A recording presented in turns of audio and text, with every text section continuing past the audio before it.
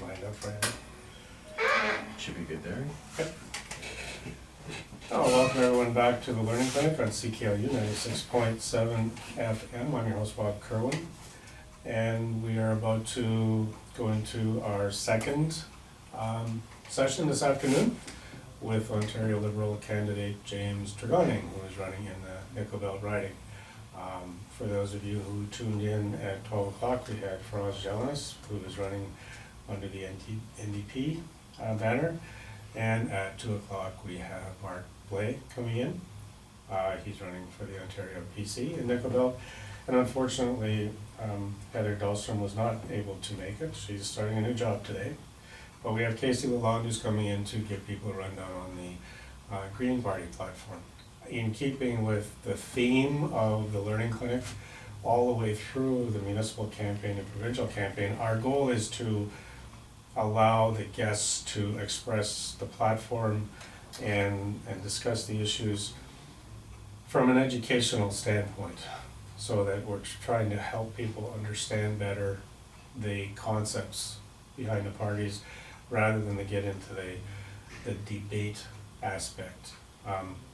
May not be as exciting as a debate, but I think an informed voter is a good voter, and that's basically what we're looking at. So James, welcome back to CKLU. Thank you, Robert. It's great to be back. Yeah. And I understand you've been, this is the second time here on this show, and I know you've been at least once on another show in the schedule with CKLU. And right now, since we're in the home stretch, we're running right down, we don't have too many days left. Hopefully the weather is gonna stay like this for the rest of the week, and you can get everything done you have to get done. But if we're gonna take a look at the Liberal package, and we've heard so much in the media, or the national media, the provincial media, the local, we've heard so much about what this party wants and what this party wants.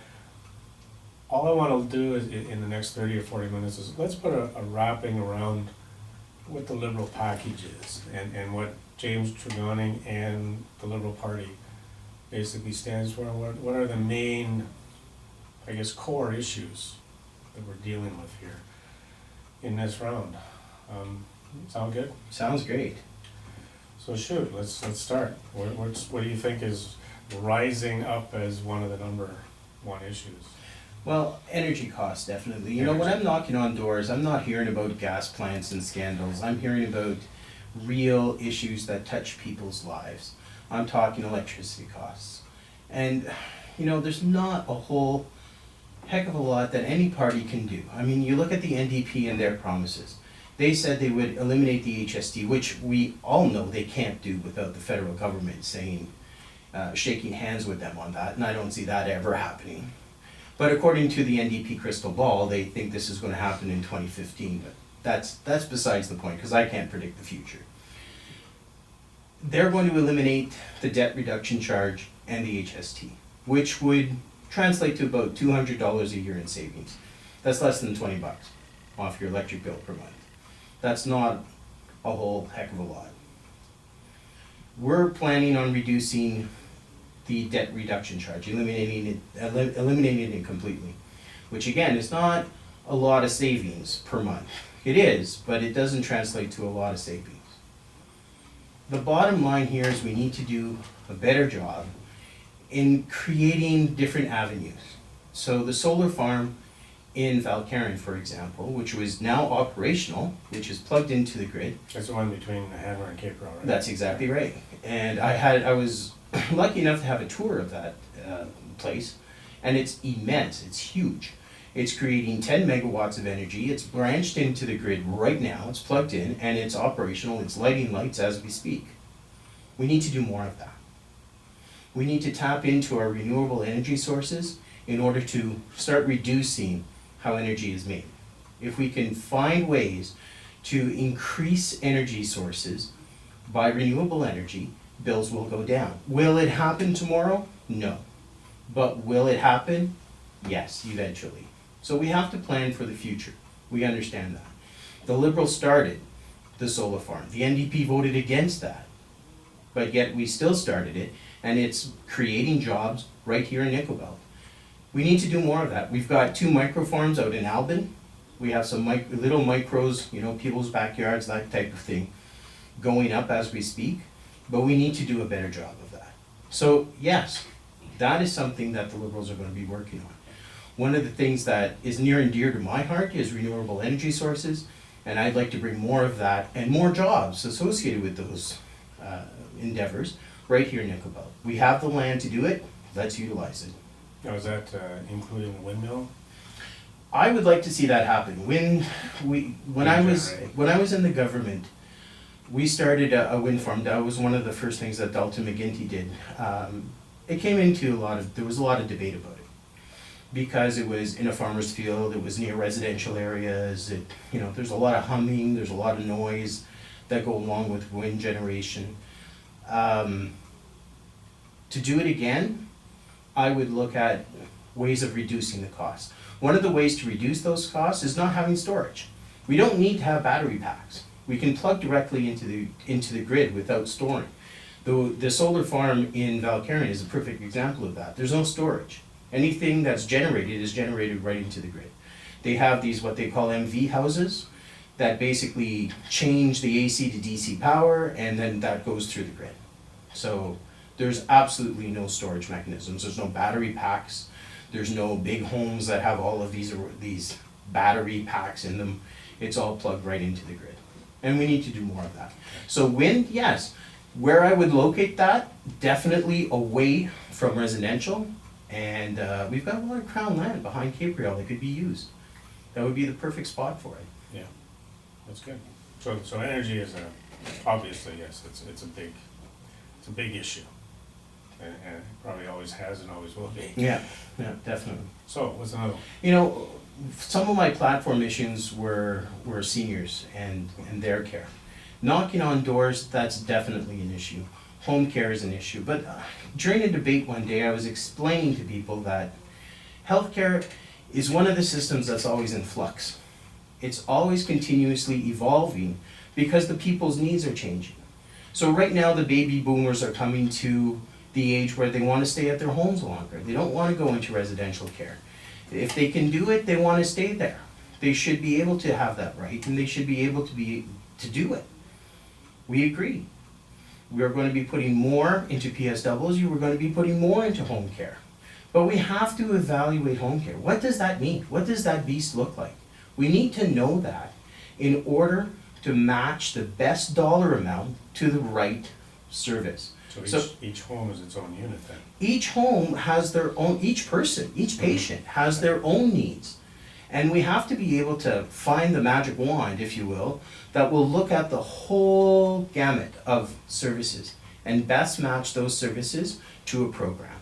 It's a challenge. And that seems to be the direction that most health care is moving now, aren't they? They're starting to move more into the community and more into making people more autonomous for their own care. Absolutely. And trying to get away from the institutionalization aspect, which Absolutely. is very expensive. Absolutely. So I mean, it is a trend that I guess it's interesting when you talk about this is what the people want. So it's not necessarily the institutions that have been starting the trend. They may be responding to what their patients have been looking for. And that's a challenge for every government. I mean, when I was in government, it's one thing to do policy, it's one thing to sit behind a desk and read the performance measures and evaluate your policy. Is it working, is it not, based on all these wonderful performance measures. That's one thing. The hard thing is to evaluate it. The hard thing is to find out what exactly the people need. And I'll give you an example. What happens now may not happen in 20 years. Once the baby boomers are no longer, their needs are no longer going to be in the system. Will we need all of these home care issues 20, 30, 40, 50 years from now? That's a question that needs to be answered 20, 40, or 50 years from now. But still, we need to plan for it. That's David Foote's next book. Well, yeah, pretty much. But we need to make that planning process. We need to have that in place to make sure, because what happens is, if we put all this money into home care now and then it's not needed, let's say 50 or 60 years from now, there has to be a mechanism where that program can be either brought into a different program, amalgamated to another one, or moved into something else that healthcare needs at that time. Like, we don't have crystal balls, we don't have tarot card readings in the Liberal Party. The NDP seem to have it, but we don't. And we need to know exactly what's going on now at the present time in order to plan for the present time, keeping in mind that the future is just around the corner. Yeah. And good luck, I have trouble predicting next week. Well- But you gotta plan for it, and I see on a bigger scale, because it takes a long time to turn a ship. Yeah, And, it does. and I don't think there's too many bigger ships around in our healthcare system. 50, I think it's up to 53 billion right now. It's a little bit higher than the middle mark. Pretty big. I guess, everybody always talks about education, because it's one of the other big ticket items. Energy, education, and healthcare. Much in the platform dealing with education? Oh, there's How's that for a silly question? There's a lot going on in education, because most of our job strategies are focused around skill development and knowledge building. We're going to be investing in 60,000 new post-secondary spots. This is first and foremost. It's a lot of buildings too, isn't it? It's a lot of buildings, yeah. The capital is definitely going to be looked at, and it is already costed out.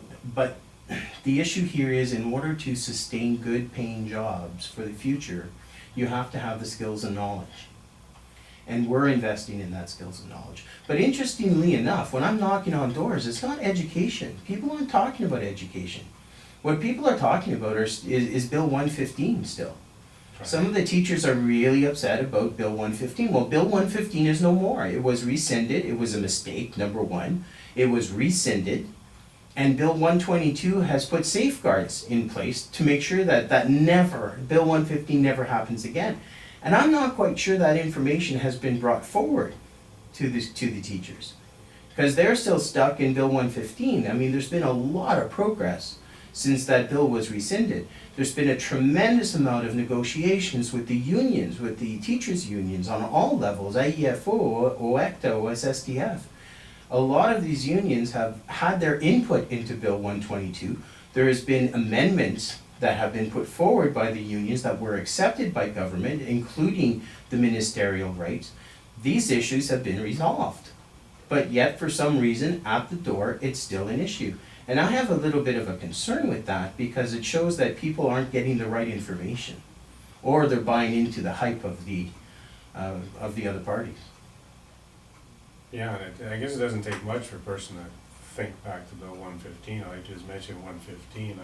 I know as a trustee, I believe, I forgot about it as soon as it happened, but I believe it was 179 that reformed the Education Act and established the roles and responsibilities of trustees and directors and so on.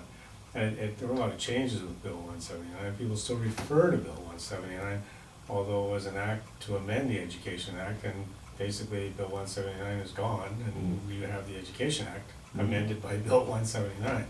But people still refer to Bill 179, just like they refer to Bill 115, and it's not there. And it's not there. It doesn't exist anymore. Exactly. So, when I was in education, I actually had the opportunity to be seconded to the Ministry of Education for a little over a year. And one of my jobs was to evaluate the redundancy of the regulations of the Education Act. I mean, there were some regulations in there that said the teacher had to stop teaching every 15 minutes to stock the coal, to stock the coal in the oven. That must have kept you busy 24/7 for a year. Yes, it certainly did. But we managed to eliminate a lot of these, redundant regulations. Things that people ignored for years and nobody paid any attention, Well, but they were still in the books. But they were still in the books, and that's the thing that needs to happen, right? With all legislation. I mean, legislation is good, but legislation has to be looked at, because legislation is a high-end policy, if you will, and if you're not continuously looking at it, if the regulations are actually meeting the needs of the people, then that particular point of legislation is failing, and you need to rescind it or change it or amalgamate it into others. So you're satisfied with where education's going right now in elementary and secondary and, I believe that the Liberal platform is the best platform for the full day kindergarten, for example, which is great. A lot of people love that. The support for educational assistance, the integration, more integration of special needs in the classroom, that's important as well. I think we can do a better job on mental health and addictions, and I think that needs to be discussed in caucus. And I hope to be in caucus. I hope that people will put their support behind me so that my voice can actually be at the table, if you will, of government. I think there's more power in having a voice at the table of government within caucus so that decisions can be made there, than instead of making a decision and being yelled at from across the opposition. I think there's more power in debating in caucus than there is having the opposition members voice their concerns after the decision is made. one of the things I mentioned to Franz when she was in here before you was that as a member of Nickel Belt, as a resident of Nickel Belt, I've been really quite proud of the fact that we can look at all the candidates in the Nickel Belt riding, and I can say that it hasn't been a personality issue with the Nickel Belt riding. It's been very much about the issues and about discussing, but there hasn't been any of the trying to, discredit any of the candidates. It's really been good. But we're like a little island in that respect, because it seems like everywhere you turn around, there's an attack, there's an attack, there's an attack. And as Franz said, unfortunately, those attack ads work. Psychologically, they work on the voters. It's not nice. It's actually disgusting, but it works.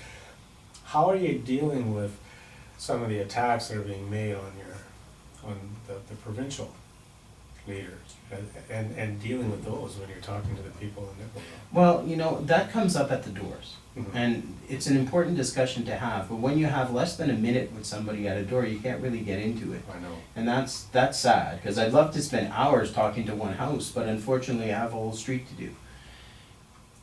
When I see attack ads, if they're done right, they're effective. If they're done wrong, they turn people off. And I'll give you an example. When I see the NDP's ads about corruption, well, I don't see the corruption. I'm in the Liberal government. I understand where Kathleen Wynne is going. I understand where their leadership is moving. This corruption, maybe it existed prior, I don't know. I don't have that knowledge. So to me, that's an untruth, and that turns me off. When I look at Hudak saying, we're going to get Ontario working, but he leaves out the fact that, well, we're also going to fire 100,000 different people. That turns me off, because you're not providing the full story. You're just saying we're going to get Ontario working. Oh yeah, but if we didn't do a good job in getting the information out, you wouldn't know that they're going to fire 100,000 people. Then you look at the Liberal ads, and the Liberal ads talk about a whole bunch of things, but the one thing I liked about Kathleen is it wasn't a personal attack. It was definitely on issues. And then if you look carefully at the bottom tagline of her ads, you'll see the source, where she mentions the NDP said this or the PC said this. It mentions the white papers, it mentions the vote counts. So what she's doing is she's doing politics a little bit different. She's sticking to the facts.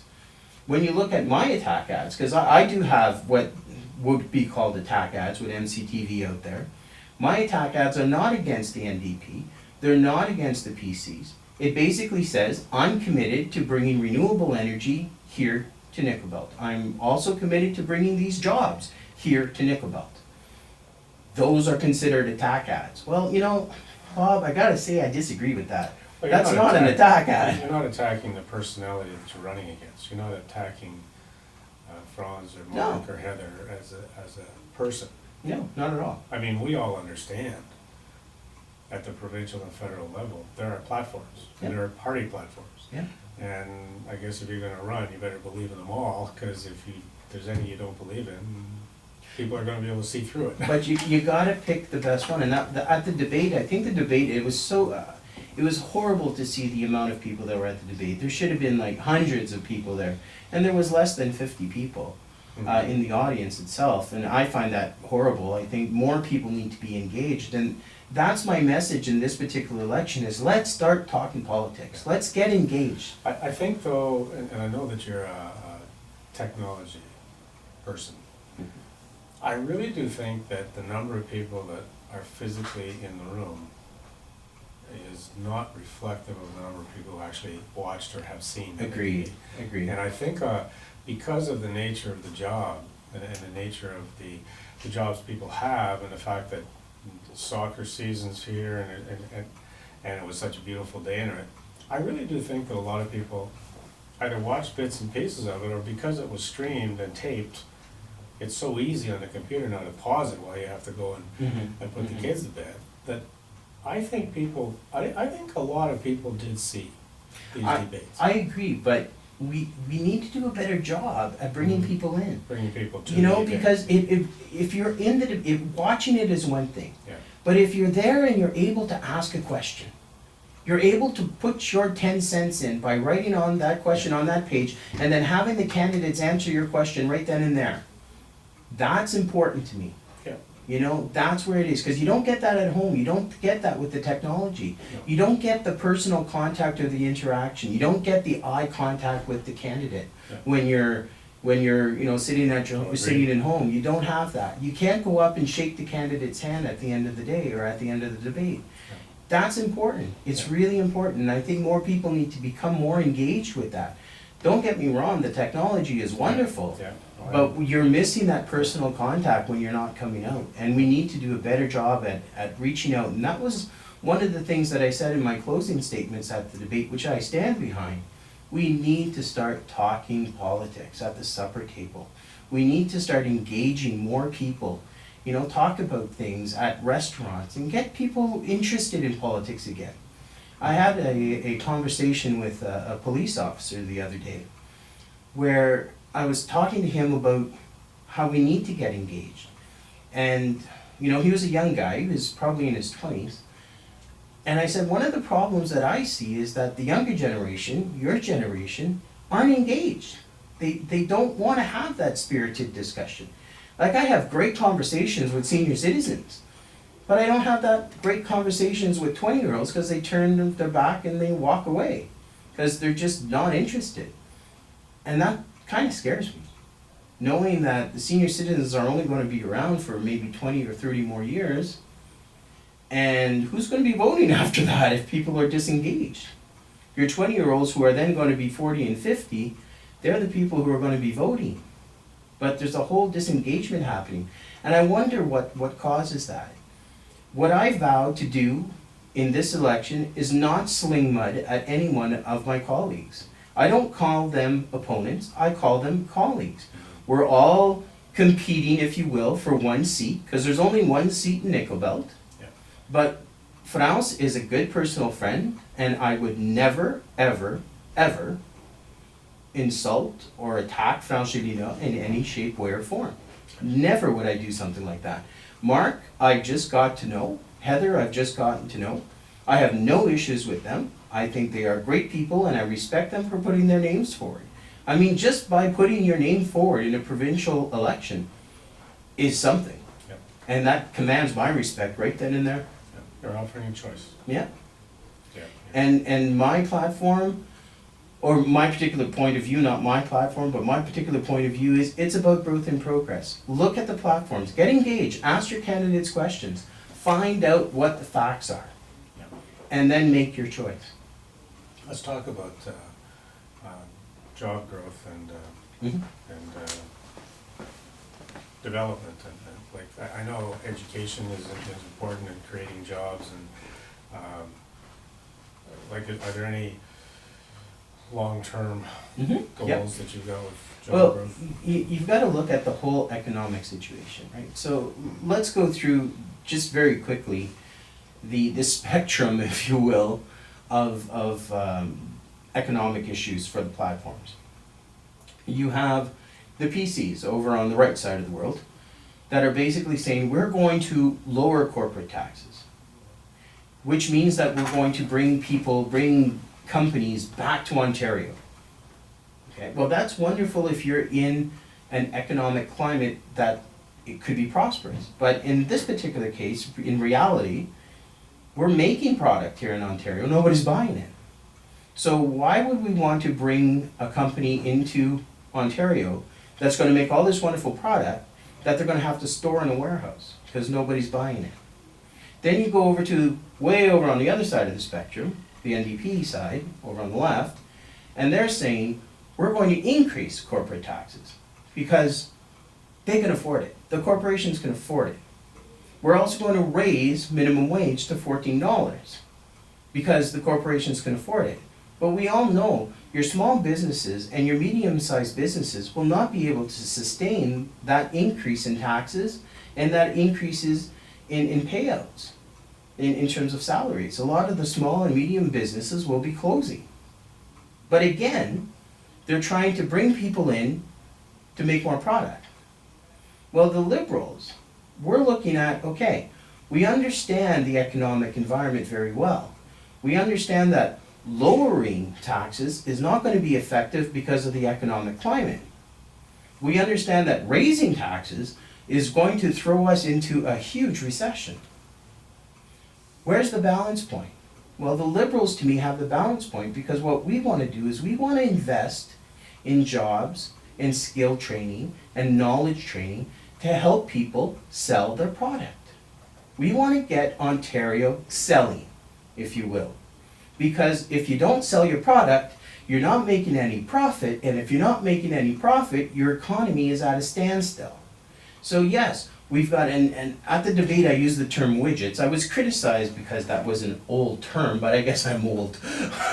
But as we're making all these widgets and we can't sell the widgets, right? We have to store them in warehouses. Well, that can only happen to a certain extent before we have to sell out. What we want to do is start selling the widgets. We want people in place with jobs that are trained, that understand the process, that understand the programs, that understand the product in order to push the product out of the warehouses. That's what our job strategy is all about. It's going to sell our widgets. And to me, that's the right answer for this economy. We're not going to tailspin it one way. We're not going to fishtail it the other. We're going right down the middle in a safe approach. And that is Kathleen's plan in terms of her safe hands that we've heard about. That's the safe hands we need. We can't start making reckless decisions one way or the other. We have to keep going up the middle. Does it take time? Yes. I think the US economy is a perfect example of how it took a long time with economic stimulus packages in place, with all the fiscal cliff issues that we've heard about in the past, but yet their economy is now starting to grow. People are starting to buy the widgets. That's where Ontario needs to grow. Slow and sure will we make it. And we will make it, but we can't start making reckless decisions to throw that into a tailspin. Okay. I know infrastructure investment is huge in terms of the needs of municipalities and I guess even the city of Toronto with their subway systems and everything. But is there anything specific in the platform with the Liberals about the infrastructure investment throughout the province? Well, there's $29 billion that the NDP just didn't support in our budget. For infrastructure spending, and So there's those are 14 grants to municipalities. Yeah. And there's $14 billion earmarked for Northern Ontario. Okay, I'm not sure if people knew that, but out of the $29 billion, 14 is for Northern Ontario. Now, the Liberal government understands clearly that the North is not going to be paying for Southern transportation issues. Okay. So that $14 billion is earmarked to help with Northern transportation infrastructure issues. Down south, they need subways. Up here, do we need subways? Probably not. would probably cost more than $14 billion to set up a subway system We're gonna between here We're and gonna North rock here. Yeah, exactly. But what we need here are better roads, because that's our subway system. Our roads are our transportation. That is how we commute back and forth to work. You know, when I see Maley Drive, and Maley Drive is an interesting beast in itself because half of it belongs to Nickel Belt. On the other side of Maley Drive, where you go up Old Falconbridge Road, that's all Nickel Belt folks. And the only way that those people get home every day is by using Maley Drive. So as Maley Drive is as much a Sudbury issue, it's as much a Nickel Belt issue because people in Nickel Belt are affected by Maley Drive daily.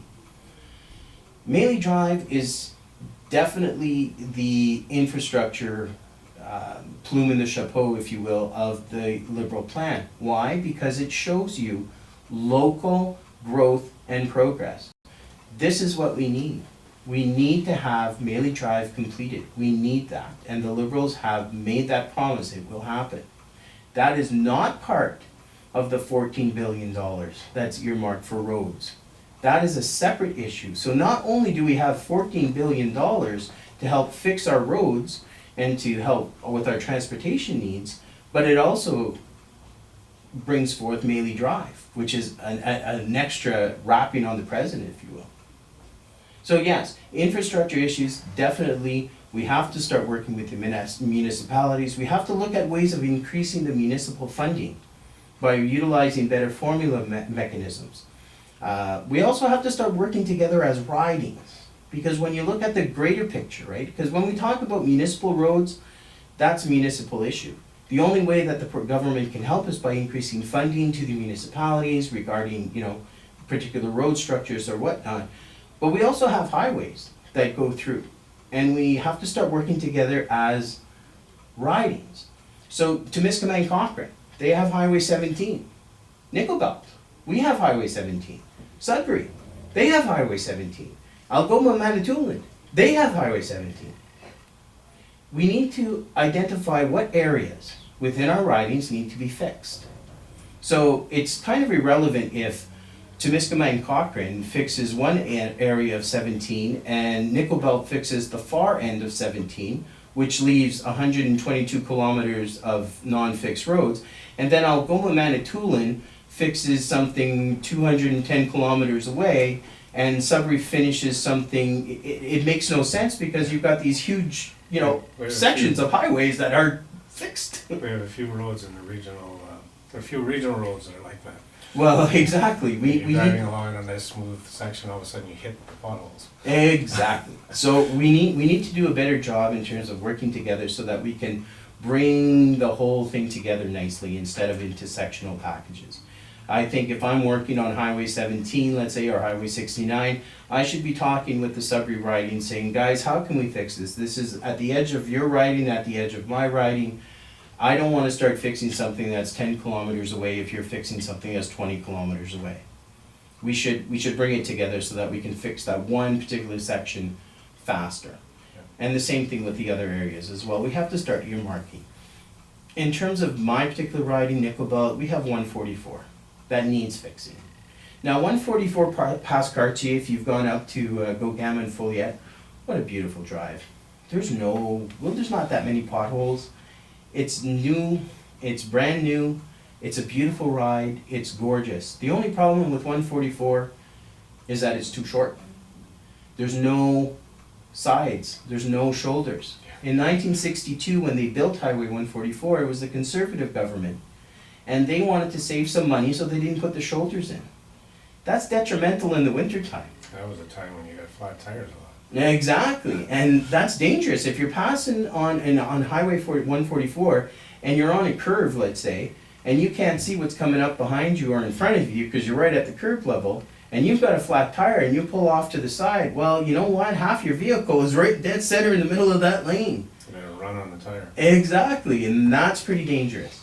So we need to look at more passing lanes. We need to look at how we can expand that to a full 4-lane from Sudbury to Timmins. You know, we need to look at the municipal section between Chelmsford and Cartier. That is a horrible stretch of road where it is just pothole haven. When I'm working with the OFCAN, the Onaping Falls Community Action Network, When I'm working with Offcan, and I do regularly go to their meetings, they're a great bunch of people and they're doing great work out there. It takes me half an hour just to get from Chelmsford to Onaping because I'm dodging potholes, and heaven help me if there's a police officer in back, because I swear to you, they'd think I was drunk. I'm halfway into the other lane, I'm going, and all I'm doing is avoiding the potholes that are at least 6 inch deep. So we have to fix that, but again, that's a municipal issue, and we need to work with municipalities in order to increase the funding mechanisms so that stretch of road can actually be fixed. Yes, it is 144, but it's not necessarily a provincial issue as it is a municipal issue. Good point. Balanced budget, debt reduction. We are the leanest government in Canada right now. I think Charles Sousa, and as a credit to the Minister of Finance and as a credit to Kathleen Wynne, they have really done a good job in reducing useless spending and leaned it up to a level where we are the leanest. We're criticized that we're spending a lot of money right now, but you know what? So did Obama. He spent a little bit of money in order to create his stimulus package, in order to get the economy moving, and it's working. We're following that formula. We are investing. We're investing in people. We're investing in knowledge and skills training. We're investing in infrastructure to get product moving.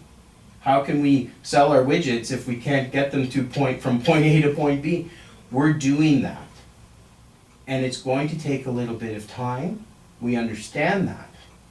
But by 17-18, we will have the budget completely balanced. And it's forecasted to do so. We are on track. We've hit all of our budget goals, our milestones. We've even exceeded them. So we're on track. We're doing the right thing. The economists are behind us on this issue, saying, how can you argue with the Ontario government, because they're doing it. The proof is in the pudding. They've achieved their milestones. They've exceeded their milestones. And now they're doing a stimulus, an economic stimulus package, not increase, but support, if you will, by increasing the spending a little bit more in order to stimulate the economy. We're doing it. We just need the time to get it done right. The difference, I just had this conversation with a friend of mine knocking on a door today, was what's the difference between, what do you mean by taking the time? And what's the difference between Kathleen Wynne? What is it? My answer was very clearly, Kathleen is doing something a little bit different. She's asking the people in her caucus to debate issues. She wants to have that best product at the end of the day. So when she or whoever, the minister, presents this in legislation to the Legislative Assembly, that it's a unanimous vote. Now, we all know it's very rare that you get a unanimous vote. But if we can have that debate in caucus first, and this is a big change. It's not, this is what we're doing, you all vote yes. This is what we're thinking of doing. What do you think? How can we make this better? And that's Kathleen Wynne. That is a change in government that is essential, in my opinion, and that's why I put my name forward. Because it's not just about y'all vote yes. It's about how can we make this better? And that is what is needed for Ontario. A leader that says, how can we make this better? Mm-hmm. That is the issue for me. That's good. I've got about 5 minutes just so to wrap up. Is there anything that we've missed that we haven't touched on? I think. I don't think so. Yeah, I think it was a great discussion. Yeah, The one thing I would love, again, is people, if I can get the message out, number one, please go vote. Please go and vote. I don't care really who you vote for, as long as you vote. If you're an NDPer and you support the NDP platform, then go vote. But my message is clear. Make sure you understand the issues and make sure you vote for the best platform that is for growth and prosperity in your area. That is the key here. It's in your area. The other two platforms don't talk about Maley Drive. The other two platforms aren't investing in infrastructure spending to the level that we are. Remember, go and vote. If you support the Liberal platform, then please put your vote under with my name, because that's what I support. And I hope to have that support. Okay. we've got a few days before the 12th comes up, and we see what happens after that. Are you planning on being anywhere on the 12th? Yeah, we're at the Colonial Inn. We'll be there at 6 p.m. The in Colonial Inn Coniston. in Coniston? Yeah, we'll be there at Okay. 6 p.m. It's a closed party. It's not for everyone. The place doesn't hold 600 people. I'd love to invite everyone, but there's going to be supporters that are going to be there, and people that have provided contributions to my campaign that are invited to come. And we will be entering a new era, a new chapter on Friday morning. I hope so. I hope so. Yeah. Regardless of who gets elected, it'll be Well, it's it's a transition. Things have to, things can't be the same as they were. Nothing ever is. no. And we're into a whole new, Right now, we're looking at, according to the polls, anyways, the latest polls this morning, we're looking at a majority Liberal government, very slim majority, 54, which is exactly the same thing that happened in 2011 with Dalton McGuinty as the leader. He missed the majority by 1 seat. He had 53 seats. Today, the projections are 54 seats. Yesterday, they were 55 seats. So it's borderline majority. it'll be interesting. Well, I certainly hope it is a majority. Yeah. So James Tregonning, thank you again for coming in here with the Ontario Liberal Party in the Nicolet riding. Good luck in the last few days, and regardless of the outcome, I hope we have a chance to get back together and debrief Absolutely. on the results and Absolutely. moving forward. And yeah, so to remind people that if you want to listen to this again, or if you missed any of it, if you go to the learningclinic.ca and go to the radio section, all of these interviews are on video. We videotape all the radio shows, and on that site right now, all of the debates are also available for people to listen to. So the subwriting debates, the leaders' debate, and the nickel belt debates, that they're all there, so you can link to them and play them. And so there shouldn't be a reason for people not being informed when they go to the ballot. So thanks, James. Good luck to you. Thank you, Robert. And to our listeners, I want to remind you, stay tuned, and in about 10 or 15 minutes, we will have the third segment of this afternoon. Mark Blay is going to be in with the Ontario PC Party, and we're going to talk about the PC platform. And I've got to say, like I say, James, this has been great, because to me, if people were to look at these video recordings, these 30 or 40-minute shows, I think they become an education. Mm-hmm. And if a person wanted to know just what is the platform, I really think they could look at this and listen to the whole thing and say, Absolutely. this is the nuts and bolts of it. Absolutely. It's So, wonderful. Yeah, thank you for it. Thank you. So this is Bob Kerwin. You're listening to Learning Clinic, and again at 2 o'clock we'll have Mark Blay, who is the Ontario PC candidate for the nickel belt riding.